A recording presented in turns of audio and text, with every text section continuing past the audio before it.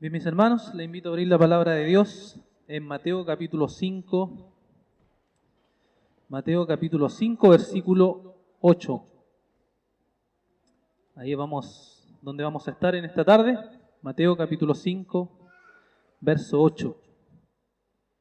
Y vamos a leer en versión Reina Valera contemporánea este texto. Dice: bienaventurados los de limpio corazón, porque ellos verán a Dios. Bienaventurados los de limpio corazón, porque ellos verán a Dios. El filósofo y teólogo Søren Kierkegaard fue un filósofo danés que escribió un libro llamado La pureza de corazón es querer una sola cosa. Él hizo una reflexión basada en Santiago capítulo 4, verso 8, en donde él quiso mostrar cómo tener pureza de corazón es realmente desear una sola cosa. Y cuando nosotros deseamos el pecado, no deseamos una sola cosa, sino que deseamos múltiples cosas que son vacías, que no tienen ningún sentido. Y él escribió esta frase que les voy a leer en este ensayo, en este libro que él escribió. Dice: el placer, el honor y la riqueza y el poder y todo lo que tiene este mundo para ofrecer parece una sola cosa, pero en realidad no lo es. Por lo tanto, cuando un hombre escoge una sola cosa, ya sea placer, honor, riqueza o poder, en realidad no ha escogido una sola cosa, sino una variedad de cosas. Y una cosa que anhela de esta manera no solo tiene, y una persona, que anhela de esta manera no solo tiene una mentalidad doble, sino que está en desacuerdo con su propio deseo.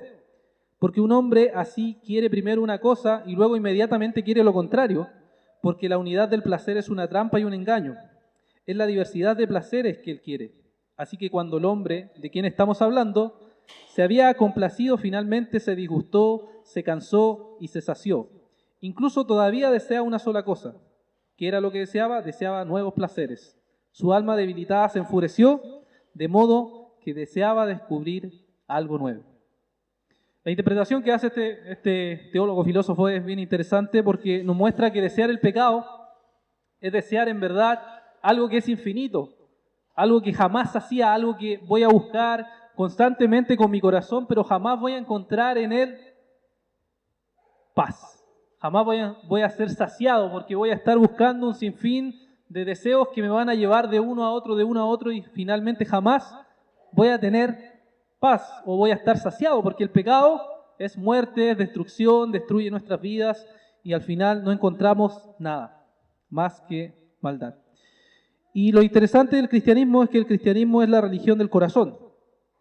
Todas las otras religiones del mundo enfatizan las cosas externas, enfatizan el cumplir ciertas reglas para ser aceptados por Dios, el hacer ciertas cosas para ser aceptados por Dios, el cumplir ciertos ritos para ser aceptados por Dios.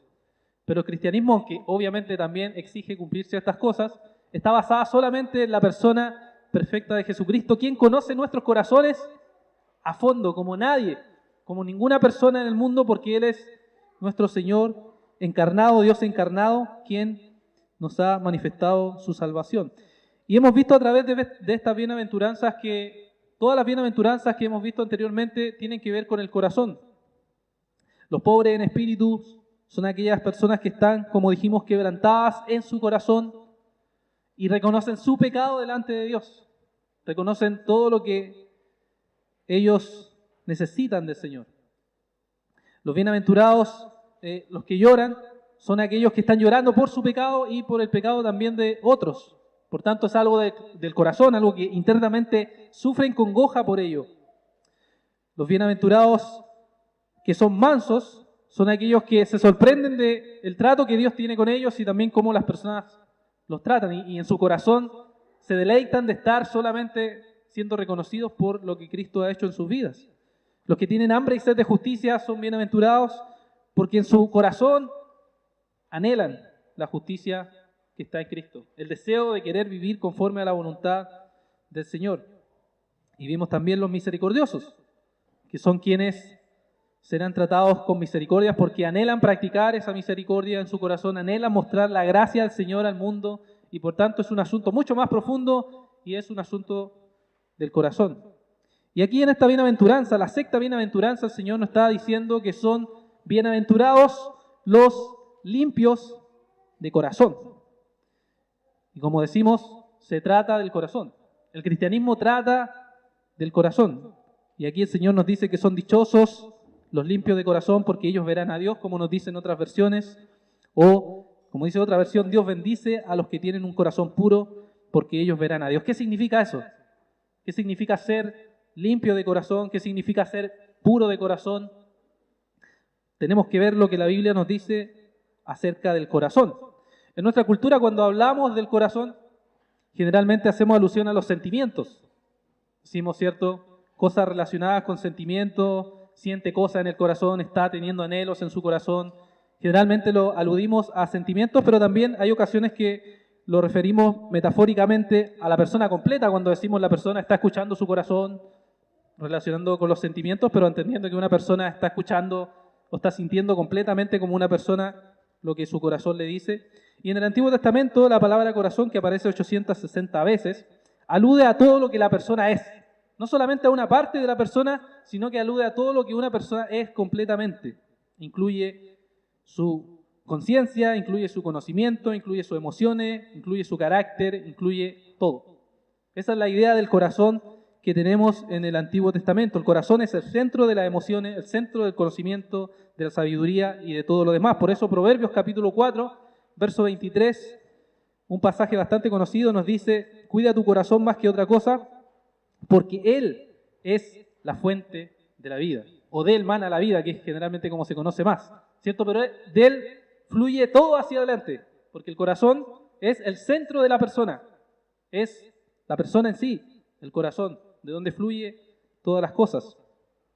Por tanto, cuando se habla del corazón en el Antiguo Testamento, se está aludiendo a la persona completa en sus pensamientos, emociones, voluntad, conocimiento. Y en el Nuevo Testamento, el corazón es también toda la persona, siguiendo la misma idea del Antiguo Testamento, de la mentalidad de los hebreos. Tenemos, ¿cierto?, la idea de que del corazón están todos los elementos esenciales del hombre, tanto racionales como emocionales. Por eso Jesús dijo ahí en Mateo capítulo 9, verso 4, estas palabras, dice Mateo capítulo 9, verso 4, y conociendo Jesús los pensamientos de ellos, dijo: ¿por qué pensáis mal en vuestros corazones? O sea, él conocía los pensamientos de las personas, pero le dice: ¿por qué piensan mal en sus corazones?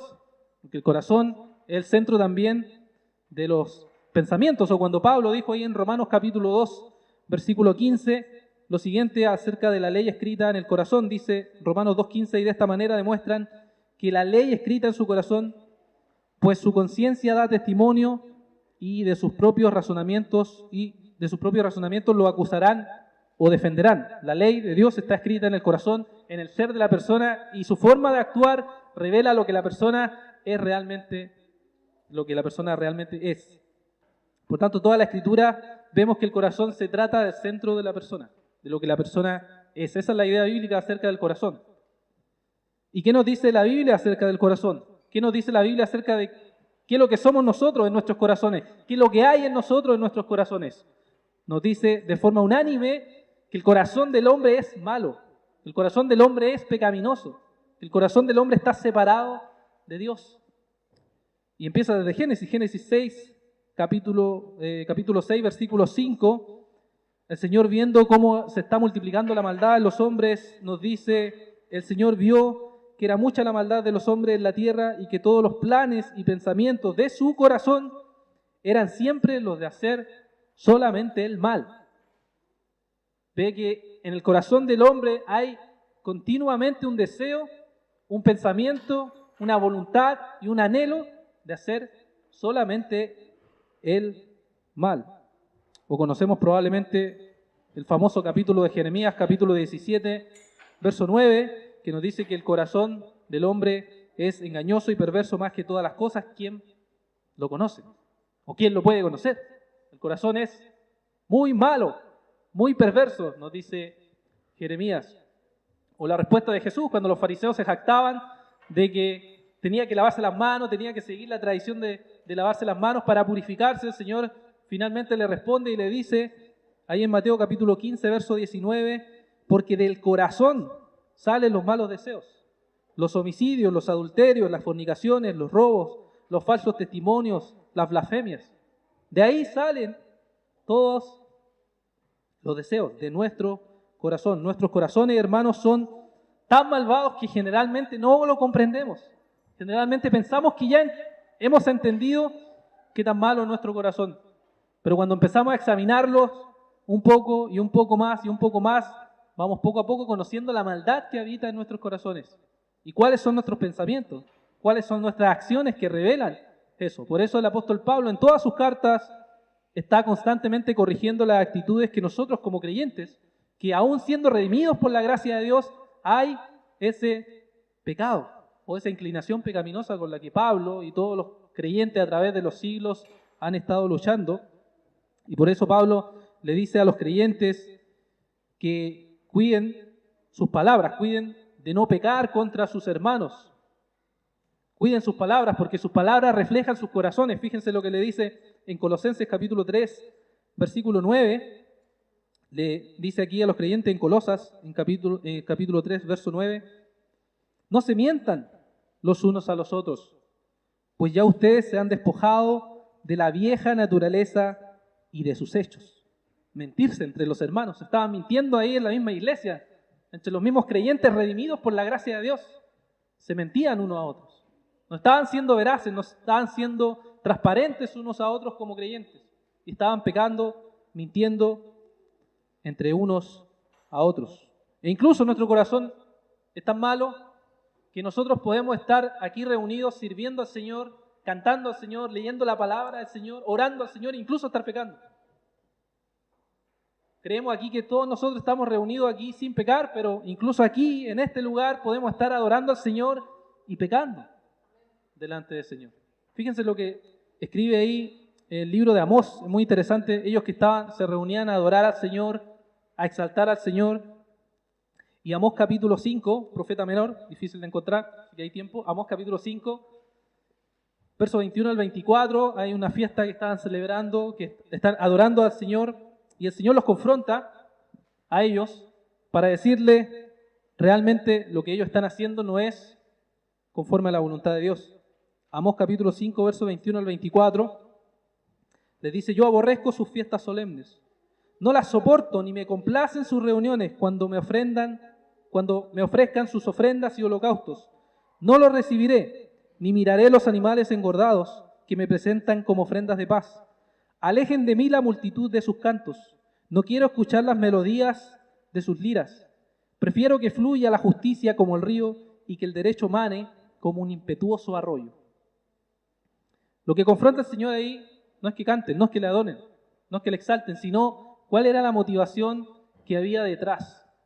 ¿Cuál era la motivación que había detrás realmente de celebrar y hacer esas cosas? Era que ellos estaban pecando, estaban practicando la injusticia constantemente, sistemáticamente en sus vidas, y de pronto se ponían a cantar al Señor y alababan al Señor, pero sus corazones, la motivación de su corazón no era una motivación real, no era una motivación sincera delante del Señor.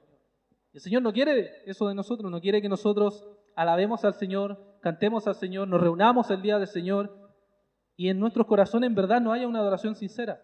No haya un corazón contrito y humillado, no haya un deseo por conocerle más a Él. No quiere que sea algo forzado que nosotros nos reunamos solamente cada domingo, sino que lo que haya en nuestros corazones sea genuino, sea real, sea una humillación real delante de nuestro Señor.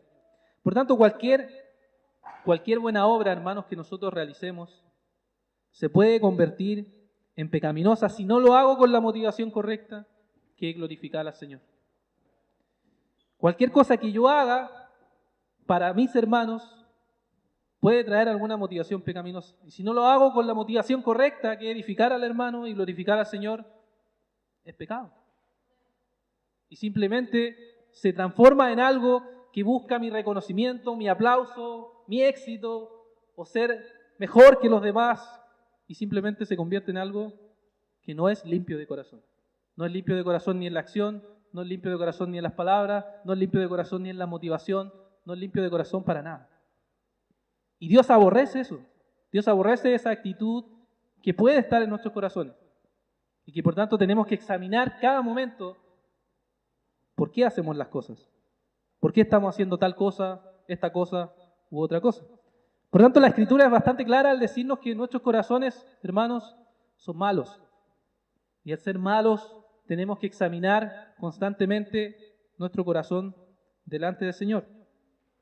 ¿Y qué nos dice sobre la limpieza o la pureza en la Escritura? Porque la bienaventuranza nos dice, bienaventurados los que son limpios de corazón, ¿cierto? Y nos habla de la limpieza.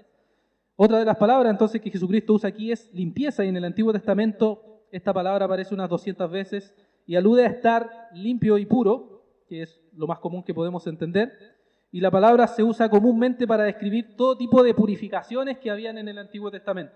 Cuando alguien va al Antiguo Testamento y busca la palabra limpieza, se va a encontrar que hay muchas referencias a limpiarse ceremonialmente de muchas cosas que el Señor había mandado. Y si hacemos un breve recorrido por todo esto, pueden irse conmigo y viajar por Levítico capítulo 11, un libro que muchos cristianos lamentablemente desprecian, pero Levítico es un libro muy importante para ver el tema de la santidad, de la limpieza o de la pureza. En Levítico capítulo 11, el Señor, desde el verso 46 al 47, empieza ya a dar ciertas leyes importantes para la pureza.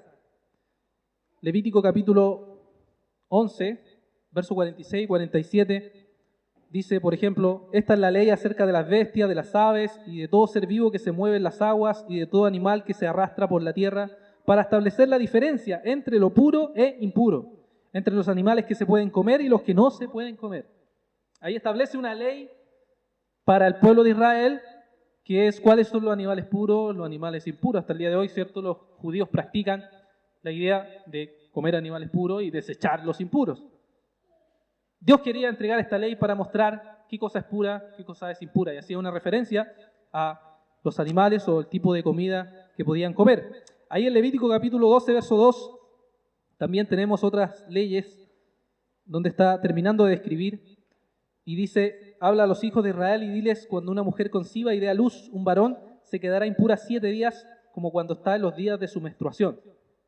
Había ciertas leyes para quien tuviera un hijo, una mujer que tenía un hijo, ¿cierto?, quedaba impura por ciertos días y tenía que apartarse, como cuando estaba en los días de su menstruación, también tenía que apartarse porque era impuro, pero no solamente el caso de mujeres, sino que también el caso de hombres cuando tenían flujo de semen, como dice la Biblia, ahí entonces también tenían que apartarse porque estaban impuros y no podían estar ahí con todo el pueblo o en el campamento, tenían que apartarse. Pero además de esto, ¿cierto?, tenemos otras leyes de pureza que tenían que ver con el tema de la lepra. Ahí en Levítico capítulo 13, verso 59,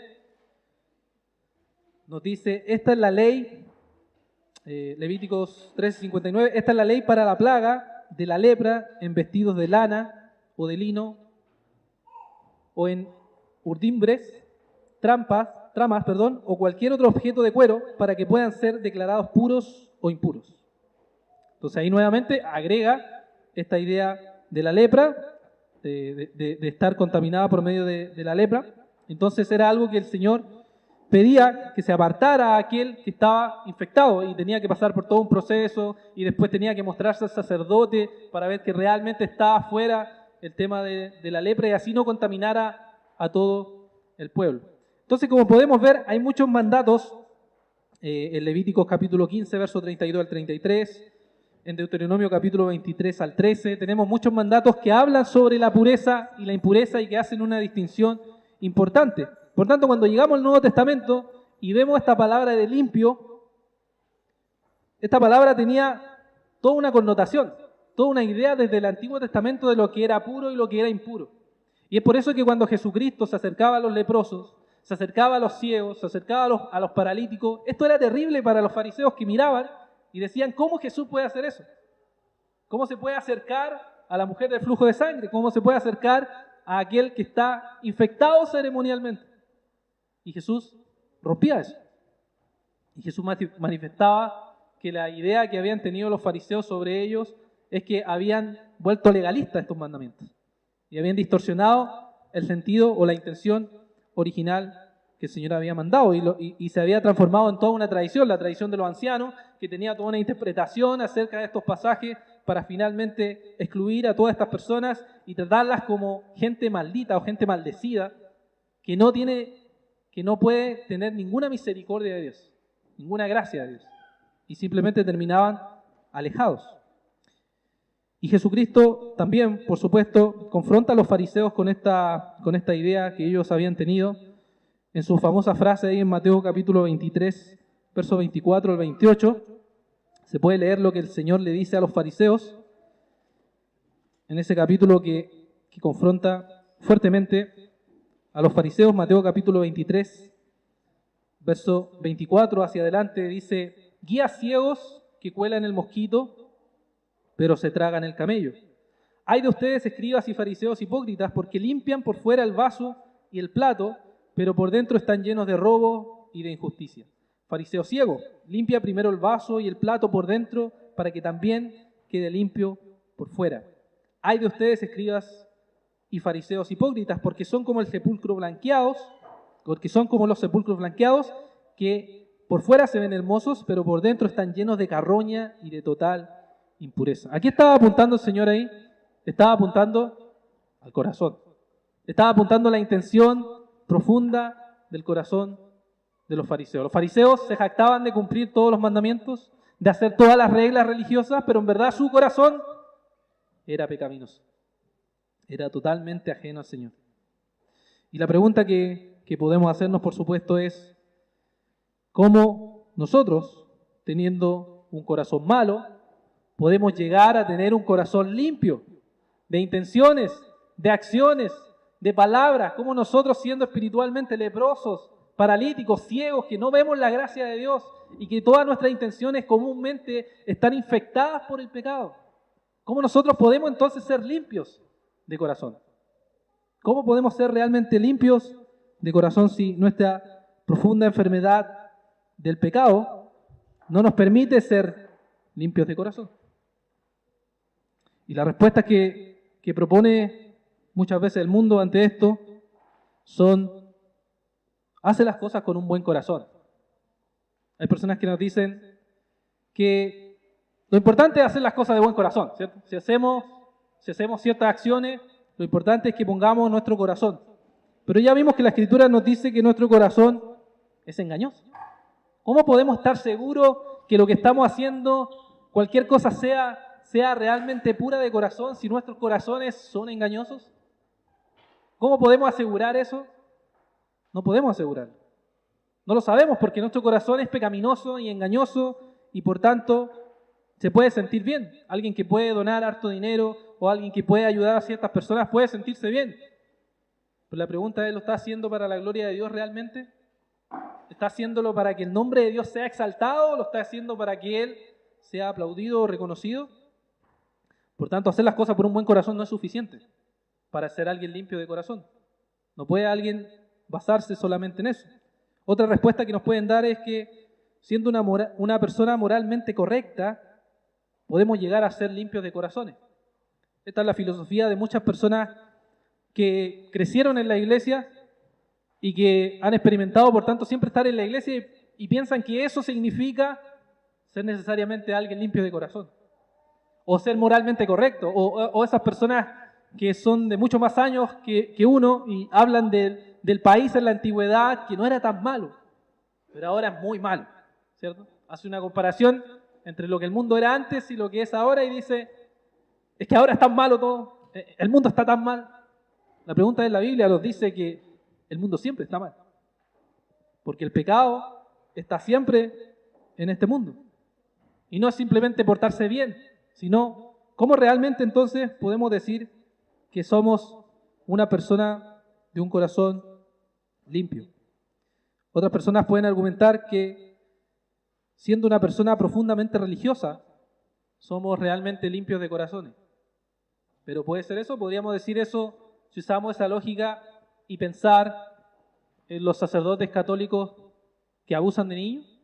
Ellos son profundamente religiosos, pero aún así pecan. O los pastores que engañan con dinero o manipulan a las personas y son profundamente religiosas, pero aún así hay malas intenciones. Por lo tanto, viendo los ejemplos de la vida, uno rápidamente puede concluir y decir: no es suficiente. No es suficiente ser profundamente religioso. Siempre me acuerdo del ejemplo de Martin Lloyd-Jones, que dice que nosotros tendemos a pensar que cuando vemos a alguien en la calle botado en el suelo, lleno de orina y excremento, borracho, decimos, es ahí el pecado. Pero si vemos a alguien aquí predicando entre nosotros, reuniéndonos en la congregación y jactándose probablemente por lo que dice, o por lo que predica, o por lo que hace, no pensamos es ahí el pecado, pero ahí el terrible pecado, porque no está siendo glorificado Dios, sino la persona. Pero tendemos a hacer eso, tendemos a pensar así, esos son los pecadores, pero no nosotros. Nosotros no somos los pecadores, ellos son los pecadores. Por tanto, no podemos pensar que estas respuestas son suficientes. La única respuesta suficiente para ser alguien limpio de corazón es Jesucristo. La única forma en que nosotros podamos ser limpios de corazón es lo que Cristo ha hecho por nosotros. Y las promesas que Dios muestra en el Antiguo Testamento sobre esto son bastante maravillosas y nos muestra cómo el Señor nos limpia de nuestro pecado. Ezequiel capítulo 36, verso 25. Ezequiel capítulo 36, verso 25. 25. Ezequiel 36, verso 25 y verso 29. Tenemos lo que el Señor está diciendo a Israel y son imágenes que obviamente aluden a la limpieza de lo que el Señor hace. Dice, esparciré agua limpia sobre ustedes y ustedes quedarán limpios de todas sus impurezas, pues los limpiaré de todos sus ídolos. Eso es el verso 25 y el verso 29 dice, yo los limpiaré de todas sus impurezas y haré que venga el trigo y los multiplicaré para que no pasen hambre. Estas imágenes nos muestran lo que Cristo hace en nosotros. Lo que Cristo hace en nosotros es limpiarnos, es salvarnos de nuestro pecado, de nuestra maldad, de nuestra suciedad y nos esparce agua limpia de la gracia del Señor y nos da la salvación. Estas imágenes siempre me recuerdan cuando estuve trabajando haciendo aseo en el norte de Chile y siempre me acuerdo que uno llegaba el día lunes y era una universidad donde trabajaba y el piso estaba siempre bastante sucio, que era normal. Entonces el primer trabajo que había que hacer era limpiar. Y en ese tiempo estaba en mis primeros años de conversión y pensaba cada vez que limpiaba el piso que estaba lleno de suciedad y mientras lo trapeaba siempre pensaba en cómo el Señor limpia el corazón, en cómo el Señor va limpiando y sacando el barro, sacando el pecado, sacando todas las cosas sucias que uno tiene y los limpia y los purifica. O quizás los que tienen auto y han limpiado su auto cuando está lleno de polvo y uno le esparce y le tira agua limpia y se limpian de forma increíble y quedan impecables. Eso mismo hace el Señor. Limpia nuestros corazones pecaminosos, nuestros corazones sucios, nuestros corazones viles, infectados con todas las motivaciones pecaminosas y nos esparce agua pura. Y nos limpia de nuestras maldades y nos limpia de nuestros pecados. Y por tanto nos salva solamente por su gracia y misericordia. Fíjese lo que dice Tito capítulo 3, verso 5. Tito capítulo 3, verso 5, donde aquí está hablando de la salvación y nos dice... Tito 3:5, nos salvó no por obras de justicia que nosotros hubiéramos hecho, sino por su misericordia, por el lavamiento de la regeneración y por la renovación en el Espíritu Santo. El Señor nos salva por su misericordia y por el lavamiento de la regeneración. El Señor nos lava, nos limpia, nos purifica, nuestros corazones son pasados y limpiados por la sangre de Jesucristo, purificados de su maldad, limpiados. Y eso no significa que estamos sin pecado. Significa que nosotros no estamos tentados a pecar, sino que sí hay pecado, pero confiamos en esa gracia, confiamos en esa misericordia, en su bondad. Y por tanto la Biblia a nosotros nos manda a limpiarnos. No solamente en lo que Cristo hizo en nosotros, sino que a la vez estamos llamados a limpiarnos de nuestros pecados. La Escritura nos llama a que como creyentes nos limpiemos de toda nuestra maldad. ¿Y cuál es lo primero y lo más básico que hay que hacer para limpiarnos de nuestra maldad? Primera de Juan capítulo 1, verso 9, pasaje muy conocido, pero que nos llama a una verdad muy esencial, que es el arrepentimiento continuo. El arrepentimiento continuo. Primera de Juan 1:9 dice que si confesamos nuestros pecados, Él es fiel y justo para perdonarnos nuestros pecados y limpiarnos de toda maldad. El Señor nos limpia de nuestra maldad, nos limpia de nuestro pecado, solamente por su gracia.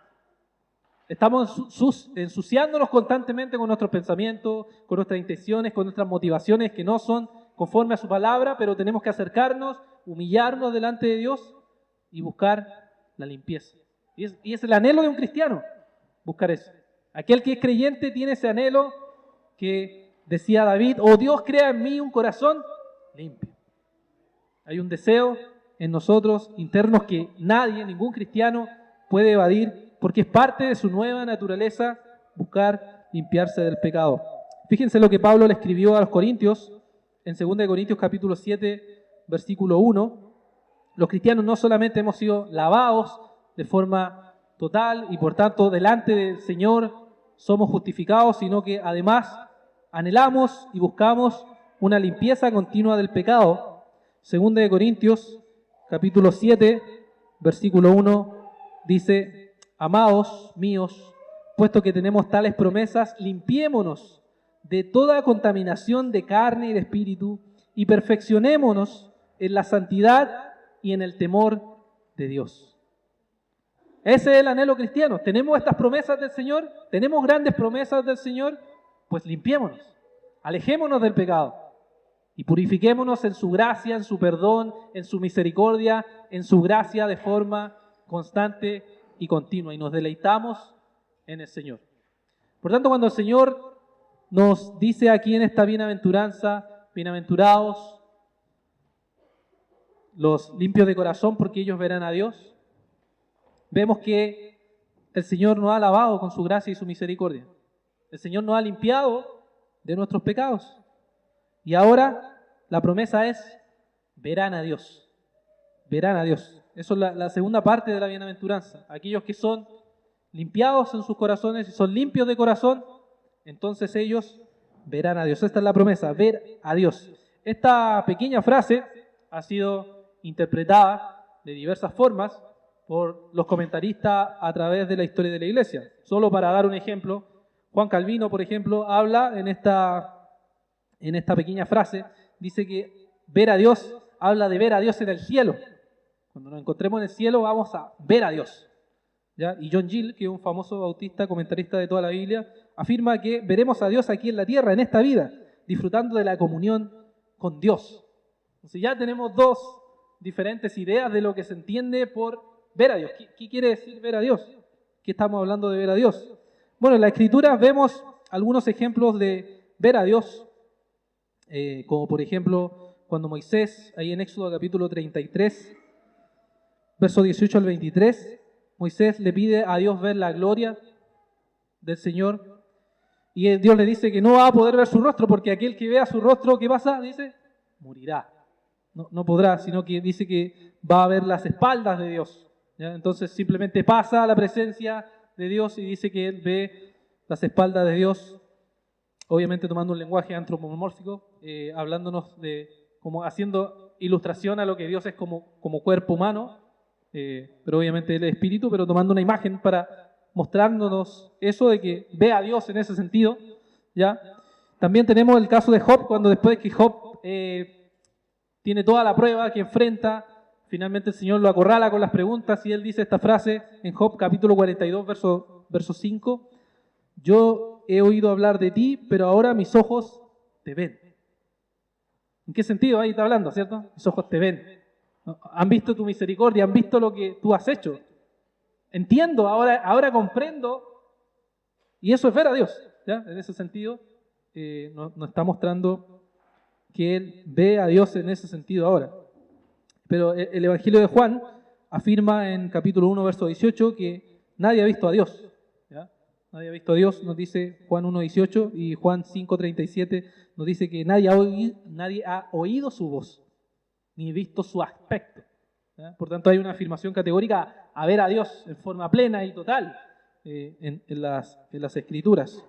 Y Jesús dice, el famoso capítulo también capítulo 14 de Juan, dice que quien lo ha visto a él, ha visto al Padre. ¿Quién me ha visto a mí? Dice, ha visto al Padre, ahí en Juan capítulo 14, verso 9. Entonces, ¿qué conclusión podemos sacar de toda la información de estos versículos que dije de forma rápida, por supuesto, ¿qué conclusión podemos sacar de toda la información que nos da la Escritura? Bueno, yo creo, al igual como otros predicadores a través de la historia, que la referencia aquí de ver a Dios es similar a la otra bienaventuranza. O sea, que podemos ver a Dios ahora parcialmente, en el sentido de la comunión, de estar con Él, de estar en sus propósitos, de vivir en comunión con el Señor, pero lo veremos plenamente cuando el Señor regrese, ¿ya? Entonces, hay dos cosas. Podemos ver a Dios ahora en un sentido y veremos a Dios de forma plena y total cuando el Señor regrese y se acabe todo este mundo. ¿Ya? En primer lugar, entonces, ¿cómo podemos ver a Dios? Lo podemos ver en los sucesos de la historia. Todo lo que está pasando en el mundo está dirigido y gobernado por Dios. Todo lo que sucede en el mundo, no hay nada que no esté gobernado por el Señor. Y por tanto, cuando vemos todos esos acontecimientos de la historia, cómo el Señor va avanzando en la historia, cómo está moviéndose a través de la historia, entonces estamos viendo a Dios. Estamos comprendiendo lo que Dios está haciendo en su providencia, lo que Dios está llevando a cabo según su propósito. Por ejemplo, las personas se angustian y se afligen por un temblor, se angustian o se afligen por las crisis económicas, se angustian y se afligen por accidentes, y eso es normal. Pero nosotros, aunque nos angustiamos y sufrimos, después comprendemos y decimos, Dios tiene el control. ¿Qué pasa ahí? Vemos a Dios. Vemos que Dios tiene el control de lo que sucedió. Aunque haya sufrimiento, aunque haya dolor, aunque haya frustración, vemos a Dios. Incluso en nuestros propios pecados. Nos vemos enfrentados a nuestros pecados y decimos, ¿qué pasa? ¿Por qué vivo así? ¿No se supone que debería abandonar mis pecados? Después nos arrepentimos, confiamos en el Señor. ¿Y qué pasa? Vemos a Dios. Entendemos cuál es, que hay un propósito detrás, aunque no podamos comprenderlo en forma plena. También vemos a Dios en nuestra vida diaria, la providencia de Dios. Podemos ver su amor cada día. Nosotros despertamos, tenemos vida, tenemos hogar, tenemos familia, tenemos amigos, tenemos una iglesia donde estar, etc. Todo eso es parte de ver a Dios. Vemos su mano providencial, su mano misericordiosa en nuestra vida de forma constante. Y cuando nos acercamos en comunión con Dios, entonces vemos a Dios más todavía, porque disfrutamos de su presencia, disfrutamos de su bondad, disfrutamos de su gracia, pero jamás podremos verlo de forma plena. Jamás podremos verlo de forma plena. ¿Por qué? Porque Pablo también nos dice aquí en 1 Corintios capítulo 13, verso 12, estas palabras. Dice, ahora vemos por espejo, oscuramente, mas entonces veremos cara a cara. Ahora conozco en parte, pero entonces conoceré como fui conocido. ¿Hay algo que conocemos del Señor? ¿Hay algo que sabemos del Señor? Sí. ¿Vemos a Dios en la vida, en la historia, en las circunstancias? Sí, pero no plenamente. Hay cosas que no vamos a tener respuesta en este mundo. Cosas que se nos van a escapar de nuestro entendimiento. Entonces, en segundo lugar, ¿cómo veremos a Dios en el futuro? Bueno, cuando seamos redimidos completamente y nuestro cuerpo sea transformado, sin pecado, totalmente limpio y glorificado, como dice la Escritura, la teología cristiana, ser glorificado sin ningún pecado, donde no habrá muerte, intención de pecado, sufrimiento, dolor, enfermedad, nada. Entonces veremos al Señor. ¿Cómo sabemos eso? Con este pasaje terminamos. Apocalipsis capítulo 22, verso 3 al 5. Vemos una descripción aquí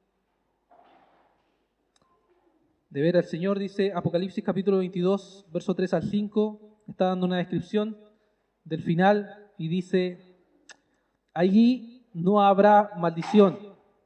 El trono de Dios y del Cordero estarán en medio de ella, y sus siervos lo adorarán y verán su rostro, y llevarán su nombre en la frente. Ahí no volverá a haber noche, no hará falta luz de ninguna lámpara ni del sol, porque Dios, el Señor, los iluminará, y reinarán por los siglos de los siglos. Dice ahí que estaremos con el Señor para siempre, en un lugar sin pecado, delante de la presencia de Dios, viendo su rostro y deleitándonos en el Señor para siempre. Por tanto, la promesa es que al ser personas que vamos a ser completamente purificadas algún día y podremos acercarnos al Santo, el que cantábamos Santo, Santo, Santo, a quien lo veremos y nos deleitaremos con Él para siempre. Oremos. Señor, gracias Padre, porque esta palabra tuya, Señor, nos dice que somos bienaventurados, no por nuestros méritos, no por nuestras fuerzas, sino solamente por tu Evangelio, Señor.